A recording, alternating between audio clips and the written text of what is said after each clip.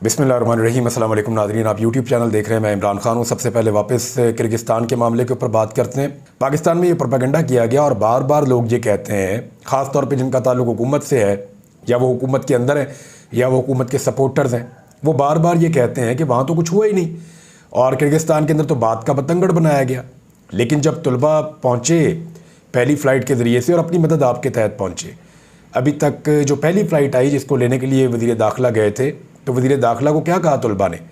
उन्होंने बताया कि उन्हें बेयारो मददगार छोड़ा गया और वो ज़ख्मी हालत के अंदर पहुँचे हैं। ज़ख्मी तलबा पाकिस्तान के अंदर दाखिल हो रहे हैं एयरपोर्ट से, वो नज़र नहीं आ रहे। इसहाक डार कहते हैं सिर्फ 4 बच्चे ज़ख्मी हुए हैं। वो जो सफ़ीर है वो ये कहता है कि जी 14 बच्चे जो है वो ज़ख्मी हुए हैं, और वो बच्चे बता रहे हैं जी हम लोग और ज़्यादा तादाद में ज़ख्मी हुए हैं। तो अब नंबर्स तो हमें नहीं पता ना, हम तो वही रिपोर्ट कर सकते हैं जो वहाँ से वो नौजवान बेचारे बता रहे हैं। उनकी फैमिली रो रही हैं, वो खुद रो रहे हैं, वो महसूर हुए हैं।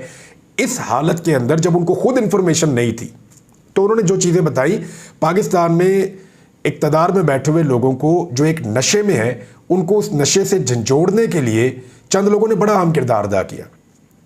जिनमें जो लोग सोशल मीडिया को यूज़ कर रहे थे उनमें मुझे नाम लेना पड़ेगा। रज़ी ने बहुत अच्छा काम किया, उसमें जो राय साकिब हैं उन्होंने बहुत अच्छा काम किया, ज़ीशान ने बड़ा काम किया और कुछ दोस्तों उन्होंने बड़ा काम किया। सब झंझोड़ते रहे, जगाते रहे, कोशिश करते रहे। मैं सबके मादरत के साथ नाम नहीं ले पाऊंगा क्योंकि 1 दर्जन से ज़्यादा लोग हैं जो इसके ऊपर हुकूमत को झंझोड़ रहे थे। रिजवान है हमारे इस्लामाबाद से, वो बहुत बेचारे ज़ोर लगा रहे थे, कोशिश कर रहे थे, लेकिन कोई जागने को तैयार ही नहीं था। फिर कहा गया जी कि हम यहाँ से वहाँ जाएंगे। भी अगर कुछ नहीं हुआ तो आपने क्यों कहा कि आप वहाँ जाएंगे? और वहाँ की गवर्नमेंट ने आपको कहा आप रुक जाएं, और अब जाने का प्रोग्राम भी कैंसिल कर दिया कि वज़ीर ख़ारजा नहीं जा रहे, ना उनके साथ अमीर मुकाम जा रहे हैं। एक्चुअली अंदर का घपला क्या है वो मैं आपको इस वीलॉग में बताऊंगा। कुछ ऐसी चीज़ें हैं जिसके ऊपर सब पर्दा डालने की कोशिश कर रहे हैं। मैं आपको थोड़ी सी इंफॉर्मेशन अभी दूंगा और पूरी तहकीकात आपके सामने जल्द हम लेकर आ जाएंगे, और वो आपके सामने आ ही जाएंगी क्योंकि और भी लोग इस पर काम कर रहे हैं। लेकिन बेसिक चीज़ मैं आपको बता देता हूँ कि पाकिस्तान के अंदर अगर आपने प्राइवेट मेडिकल कॉलेज बनाना है तो उसके लिए बहुत सख्त शराइत और क्राइटेरियाज हैं। उनमें से एक बहुत बड़ी शर्त यह है कि एक टीचिंग हॉस्पिटल होना चाहिए उसके साथ, जिसमें सैकड़ों बेड का हॉस्पिटल होना चाहिए और उसमें मरीज भी भर्ती होने चाहिए। बड़ी तादाद में मरीज भी वहां मौजूद होने चाहिए जिनके ऊपर ये बच्चे अपनी तालीम हासिल करेंगे डॉक्टर बनने के लिए। तो मेडिकल कॉलेज के लिए बड़ी सख्त शराइत हैं पाकिस्तान के अंदर। तो पाकिस्तान में क्योंकि पीएमडीसी के यहाँ पे रूल्स बड़े सख्त हैं, पहले नहीं होते थे, 2 नंबरी भी होती रही एक दौर में, लेकिन जब यहाँ सख्ती की गई तो क्या हुआ, बहुत सारे कॉलेजेस जो हैं वो बन गए किर्गिस्तान में और यहाँ से तलबा को वहाँ पहुँचाया गया। किर्गिस्तान के अंदर ज़रा रूल्स थोड़े नरम थे, वहाँ पे ऐसी सख्ती नहीं थी, तो धड़ाधड़ वहाँ से डॉक्टर बना बना के पाकिस्तान में भेजे गए। अब वो जो डॉक्टर बनाए गए, मैं ये नहीं कह रहा कि वो बिल्कुल ही डॉक्टर नहीं है, लेकिन उनको प्रैक्टिकली वो तालीम उस तरह नहीं मिली जैसे एक टीचिंग हॉस्पिटल के साथ जुड़े हुए प्रॉपर पीएमडीसी के रूल्स के मुताबिक जो कॉलेज काम कर रहा होता है मेडिकल, वो जो तालीम देता है उस लेवल की तालीम उन बच्चों को वहाँ पे नहीं मिलती। ये अब बच्चे कंफर्म कर रहे हैं। वो ये कह रहे हैं कि हमारे यहाँ पे तो ऐसे मशरूम ग्रोथ हुई है कॉलेजेस की, यूनिवर्सिटीज़ की जो मेडिकल की तालीम देते हैं, धड़ाधड़ यहाँ पे डॉक्टर्स बना रहे हैं और कोई भी पीएमडीसी के क्राइटेरिया पे पूरा नहीं उतरते। अब क्योंकि वो बहुत दूर है, काफ़ी दूर है, तो यहाँ पाकिस्तान की अथॉरिटीज़ तो यहाँ से वहाँ जा नहीं सकती। बच्चे और उनके वालिदैन मजबूर हैं, उन्होंने बहुत हैवी फीसिस दे दी अपने बच्चों को डॉक्टर बनाने के चक्कर में। तो पीएमडीसी वहाँ पे अपने रूल्स को वैसे लागू नहीं करता, हालांकि कर सकता है। इन्होंने पहले बैन भी किया था, बाद में वो बैन हटा भी दिया गया कुछ कंडीशंस के साथ, लेकिन अब भी सिर्फ चंद इदारों को छोड़ के वहाँ ज़्यादातर इदारे पीएमडीसी के उन कवानीन के मुताबिक नहीं है जो इंटरनेशनली भी होते हैं। अब वहाँ होता क्या है, कुछ तलबा ने मेरे से रब्ता किया और उन्होंने मुझे बताया कि एक तो ये किया जाता है कि वहाँ एम्बेसी वालों को भी पैसा खिलाते हैं ताकि कोई भी मामला उठे, पाकिस्तान का स्टूडेंट्स उठाएं, कोई इशू उठे, उसको दबा दिया जाए। दूसरा, जो वहाँ की मिनिस्ट्री है उसको भी पैसा खिलाता है माफिया। तीसरा, यहाँ से बच्चों को ले जाने वाले जो कॉन्ट्रैक्टर हैं उनमें एक आदमी का नाम आ रहा है इमरान नज़ीर, और भी लोगों के नाम आएंगे आने वाले दिनों में। ये जो इमरान नज़ीर है ये सियासतदानों का बड़ा चहीता है, हर सियासी जमात के अंदर इसके बंदे हैं और ये उनसे ताल्लुकात बनाता है। ये वहाँ पे दावत देता है सियासी लोगों को, बड़े सियासी लोगों को, उनको एंटरटेन करता है, उनको लोगों से मिलाता है और अपनी वाहवाकारी करवाता है, वहाँ की हुकूमत को बताता है कि देखें मेरे ताल्लुकात किस लेवल के ऊपर है पाकिस्तान में, और यहां से जो लोग जाते हैं उनको वहां पे इंजॉय करवाता है। तो इस तरह उसने बहुत ताल्लुकात बनाए हुए, और बहुत मुमकिन है कि हमारे बहुत सारे सियासतदानों का जो काला धन है वो वहां पे इन्वेस्ट भी किया गया हो इस धंधे के अंदर, जिसको डॉक्टर्स बनाने के लिए एक तालीमी धंधा खोला हुआ, वहां पे उसके अंदर इन्वेस्ट भी किया गया हो। तो मामला यह है कि क्योंकि पाकिस्तान में कवानीन सख्त हैं, तो किर्गिस्तान के अंदर जाके कॉलेजेस बना दिए और वहां के करप्शन का फायदा उठाया, और यहां की जो पीएमडीसी है, ये जब वहां जाते हैं तो उनको इतनी मौज करवाते हैं कि वो उनके ऊपर रिपोर्टें ही नहीं बनाते। अब आपको आगे सारी गेम समझ। तो इस तरीके से नौजवानों के मुस्तकबिल से खेला जा रहा है। जो डॉक्टर पैदा किए जा रहे हैं वो मेडिकल के अंदर आकर क्या खिदमात सर अंजाम देंगे उसका भी आपको आइडिया है, और ये अब बच्चे बात करना शुरू हो गए। ये सारा घपला ना खुल जाए इसलिए इस मामले को दबाया जा रहा है। एक्चुअली ये मामला जो है वो तो बच्चों की हिफाजत का है ना, वो तो सबको यही कहना चाहिए बच्चे महफूज होने चाहिए, वापस बुलाओ बच्चों को। गवर्नमेंट बुला भी रही है, कह रहे हैं कि हम खुसूसी परवाजें चलाएंगे। क्यों चलाएंगे भाई? एक तरफ आप कह रहे हो ही कुछ नहीं, दूसरी तरफ आप कह रहे हैं जी खुसूसी परवाजें चलाओ। तो भी अगर कुछ नहीं हुआ तो आप परवाजें क्यों चला रहे हैं खुसूसी? आप इसीलिए चला रहे हैं ना कि वहां पे फड्डा हुआ और वहां पे बच्चे खतरे में, इसलिए आप चला रहे हैं। तो आप खतरे से आंखें क्यों बंद करते हैं? आप ये क्यों कहते हैं कुछ नहीं हुआ, या बात को बढ़ा चढ़ाकर बयान किया गया? वजीर इत्तलात है वो उठ के कहता है कि ये एक पॉलिटिकल पार्टी कर रही है। भाई पॉलिटिकल पार्टी यहां से बंदे लेकर गई है, जाके वहां बच्चों को मारा उन्होंने, ये तो नहीं हो सकता ना। और वहां रियल इंसिडेंट हुआ है, जो खून निकला वो भी रियल है, जो लोग जख्मी हुए वो भी रियल है, जो तोड़फोड़ हुई वो भी रियल है, जो सड़कों के ऊपर दंगे हुए वो भी रियल है। हर चीज आप देख रहे हैं। वहां की गवर्नमेंट कह रही है मुकदमात भी दर्ज कर रहे हैं, लेकिन मामला जो है इसको छुपाना मकसद नहीं है, इसके पीछे जो धंधा है उसको छुपाना मकसद है। पीछे का धंधा यह है कि पाकिस्तान में जो दुकानें बंद की गई थी कि 2 नंबर मेडिकल कॉलेजेस नहीं होने चाहिए, वो दुकानें वहां जाकर खोली हैं और वहां डॉक्टर बनाकर लाके यहां पे उनको नौकरी पे लगाया जाता है। थोड़ा बहुत इन्होंने कुछ चेक रखा हुआ है, लेकिन पैसा दिला के सब काम हो जाता है। बच्चे बता रहे हैं कि एम्बेसी भी उनके कंट्रोल में है, और ये जो कॉन्ट्रैक्टर है इनको पैसा कैसे मिलता है? एक दाखिला होता है ना, एक कॉन्ट्रैक्टर 3 से 4 हज़ार डॉलर कमा लेता है उसमें, और फिर हर सेमेस्टर में 400, 300, 500 डॉलर हर सेमेस्टर में अलग कमाता है। फिर बाकी चीज़ों के पैसा वो अलग लेते हैं। हर एक एक चीज़ का बच्चों से पैसा वसूल करते हैं, $100, $200, $500 ऐसे वसूल करते हैं। तो 12,000 तालिबे इल्म हैं। तो यहां से आप अंदाजा कर लें कि वो कॉन्ट्रैक्टर्स क्या चाहेंगे कि ये असल मामला पाकिस्तान में जाकर खुले।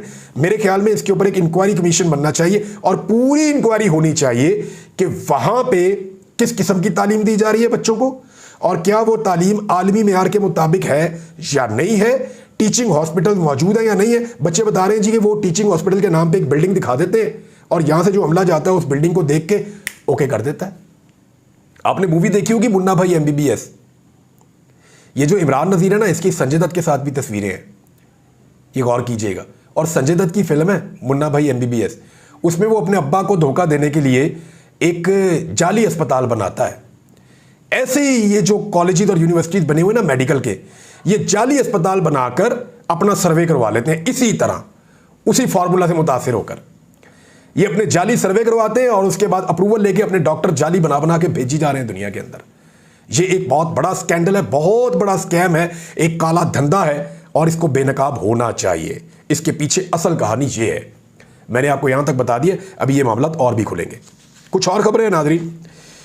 अच्छा, ये जो वहां पे सफ़ीर भी पहुंचा बच्चों के पास, और इमरान नज़ीर भी पहुंचा, तो उसके साथ उसके कुछ चमचे भी थे। जैसे ही वो एक जुमला बोलता वो तालियां बजाना शुरू कर देते। बच्चों ने प्रोटेस्ट शुरू कर दिया, उन्होंने कहा भाई तालियां क्यों बजा रहे हो? हम यहाँ पे मार खा रहे हैं, हम डरे हुए सहमे हुए अपने मुल्क वापस जाना चाहते हैं, हमारे माँ बाप परेशान है, रो रहे हैं, तुम तालियां बजा रहे हो। वो चंद चमचे भी रखे हुए हैं यूनियन बना के, और शेम शेम के नारे भी लगाए बच्चों ने, सफ़ीर के लिए भी बाकियों के लिए भी।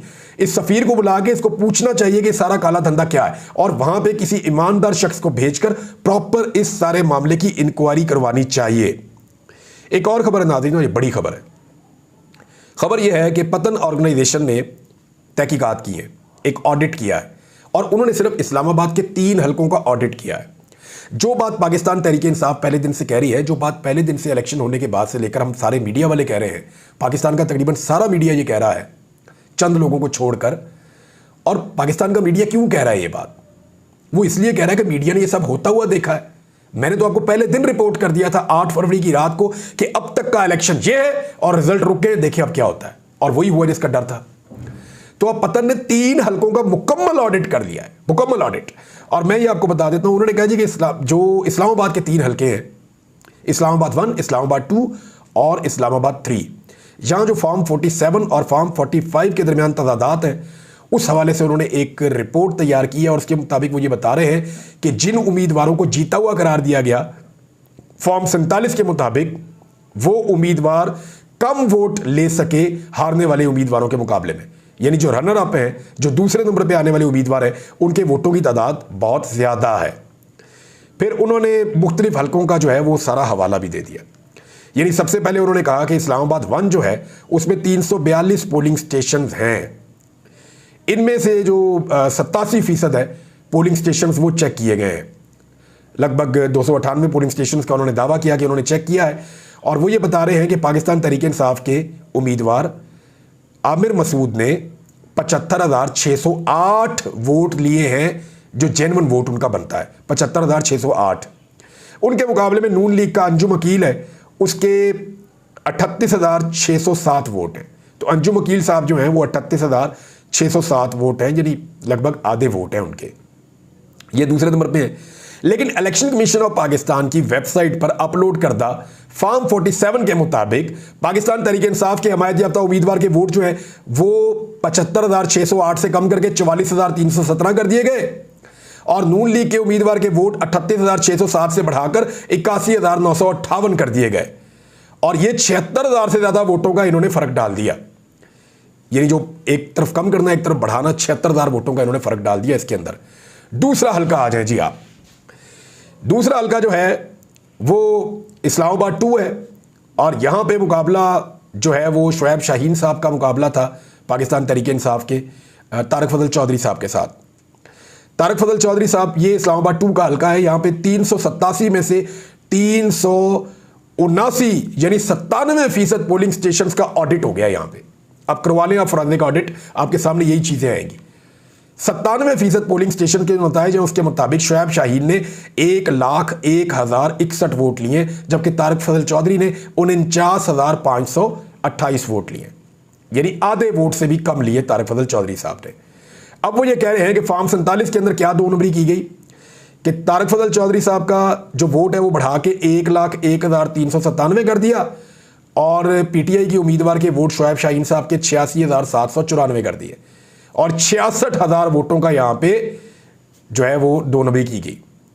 66,000 वोटों की धांधली यहां पे की गई है, एक तरफ से कम और एक तरफ से ज्यादा किए गए हैं। यहां एक पोलिंग स्टेशन का उन्होंने मिसाल भी दी, और उन्होंने कहा जी एक जगह पे ऐसा हुआ पोलिंग स्टेशन 384 में 181 वोट थे तारिक फजल चौधरी के, उन्हें एकदम बदल के 1,181 कर दिया गया। और ऐसी बहुत सारी चीजें जो है वो बार बार यहां पे मिलती हैं। अच्छा, तीसरा हल्का भी है जी, वहां पीटीआई ने 70,000 से ज्यादा वोट लिए थे, और आजाद उम्मीदवार ने 26,000 वोट लिए थे, और जो उन्होंने तब्दील किया उसमें यह किया कि आजाद उम्मीदवार को तकरीबन 70,000 पे पहुंचा दिया और पीटीआई के उम्मीदवार को 60,000 पे रोक दिया। यहां पे भी 53,000 की एक धांधली की गई है, 2 नंबरी की गई है। तो ये सारी 2 नंबरी और सारा तरीका वारदात भी उन्होंने लिखा है। पतन की जो इंटरनेशनल की रिपोर्ट है ऑर्गेनाइजेशन की, उन्होंने सारा ऑडिट करके एक एक चीज का कच्चा चट्टा खोल दिया है, और ये अब एक और सबूत आ गया धांधली का। इस इलेक्शन को कोई नहीं मानेगा, इस इलेक्शन को कोई नहीं मानेगा, ये मानने के काबिल इलेक्शन ही नहीं है। बहुत पैसा भी कौम का जाया कर दिया गया, वक्त भी कौम का जाया कर दिया गया बिला वजह में। नाज़रीन, जिस वक्त मैं ये वीडियो रिकॉर्ड कर रहा हूं, अभी NA 148 मुल्तान का ज़िमनी इलेक्शन मुकम्मल हुआ है, तो उसके नताइज मुरतब होंगे, जब आएंगे तो अगले वीलॉग में आपको मैं बताऊंगा। लेकिन वहां से जो रिपोर्ट्स आई उसके मुताबिक बक्से तो लोगों ने भर दिए हैं पाकिस्तान तहरीक इंसाफ के उम्मीदवार के लिए। बहुत बड़ी तादाद में लोग निकले और उन्होंने वोट डाले। अब देखना यह है कि पीपल्स पार्टी के उम्मीदवार को कैसे जितवाया जाता है, क्योंकि जावेद हाशमी साहब ने भी कहा है कि यहाँ पे तो पूरा सिनेरियो ही चेंज हो गया है, और ये सिर्फ इमरान खान की वजह से हुआ है। तो जावेद हाशमी मुल्तान की सियासत को बहुत जानते हैं, देखते हैं कि यहाँ पे किस लेवल पे धांधली करनी पड़ती है सिस्टम को, और सिस्टम के जो आलाकार हैं उनको, इमरान खान को एक दफ़ा फिर शिकस्त देने के लिए। मियां नवाज शरीफ साहब ने इल्ज़ाम लगाया था कि एक जज की ऑडियो है कि जी नवाज शरीफ को निकालना है तो इमरान खान को लेकर आना है, तो उसमें जस्टिस साकिब निसार साहब का चैलेंज आ गया मियां साहब को वापस, जवाबी चैलेंज। 3 चैलेंज आए मियां साहब को, 3 बातें मियां साहब की चैलेंज हो गई, उनके अपने करीबी लोग ने भी कर दी है। एक में मियां साहब ने कहा कि जनाब इमरान खान के कहने पे मैंने उनकी सड़क बनाई। इरफान सिद्दीकी का बयान आ गया, नहीं झूठ बोल रहे हैं मियां साहब, इमरान खान ने बिल्कुल नहीं कहा था, मियां साहब ने खुद ही सड़क बनवाई थी। एक हो गया। दूसरा, मियां साहब कह रहे हैं मैं इमरान खान को खुद मिलने गया तो ज़रा रिकॉर्ड दुरुस्त किया है मदर अब्बास साहब ने, सीनियर सहाफ़ी हैं। उन्होंने फरमाया कि मियां साहब ये भी बताएं कि आप उस वक्त के आर्मी चीफ के कहने के ऊपर फौरी तौर पे दौड़े दौड़े इमरान खान से मिलने गए थे। आपको आर्मी चीफ ने कहा था और आप बड़े अच्छे बच्चे की तरह जाके मिलने पहुंच गए थे आर्मी चीफ के कहने के ऊपर। उस वक्त भी मियां साहब आप गोदी में बैठे हुए थे। तीसरा, मियां साहब ने कहा कि एक जज की मेरे पास ऑडियो मौजूद है, तो चैलेंज कर दिया साकिब निसार साहब ने कि चैलेंज करता हूं, नवाज शरीफ के पास कोई ऑडियो है तो सामने लेकर आए, और मैंने ऐसी कोई बात कभी नहीं की जो नवाज शरीफ साहब कह रहे हैं। तीनों चैलेंज आ गए, मियां साहब दे उन जवाब। नजम सेठी का स्टेटमेंट है। नजम सेठी कह रहे हैं एस्टेब्लिशमेंट कहती है हमें जुडिशरी से बचाओ, पीपल्स पार्टी और नून लीग कहती है आपने हमें हॉट सीट पे बैठा दिया है। ये तो बहुत ही हॉट सीट है, अवाम हमें जूतियां मारने वाली है, पावर आपने ले ली है और जिम्मेदारी हम पर ठोक दी है। एतजाज अहसन साहब कह रहे हैं जिस तरह एजेंसियां जजेस को धमका रही हैं और जजेस के कमरों में कैमरे लगाए गए हैं, ये तो चाहते हैं जमहूरियत को ही खत्म कर दें। तमाम हाई कोर्ट्स के जजेस कह रहे हैं कि हमें धमकियां मिल रही हैं। फैसल वाडा आहिस्ता आहिस्ता अब नीचे जा रहे हैं। फैसल वाडा ने कहा इंसान है, मिसअंडरस्टैंडिंग भी होती है, अदालत जाकर वजाहत करूंगा। फैसल वाडा साहब आप वजाहत नहीं, आप माफ़ी भी मांगेंगे। ये तो आपको बचा लिया सुप्रीम कोर्ट ऑफ पाकिस्तान ने, कादी साहब के बाद आपका केस लग गया। अगर कहीं आपको इस्लामाबाद हाई कोर्ट बुला लेती और तौहीन अदालत का नोटिस आपको वहां पे आ जाता तो आपकी सेनेटरशिप भी अगले 1 महीने में फारिग हो जानी थी, जिस तरह के आपने स्टेटमेंट्स दे दिए हैं। नाज़रीन, अब तक के लिए इतना ही। अपना ख्याल रखिएगा। कुछ और चीज़ें आपके साथ अगले वीलॉग में शेयर करते हैं। अपना ख्याल रखिएगा, अपने चैनल का भी। अल्लाह हाफ़िज़।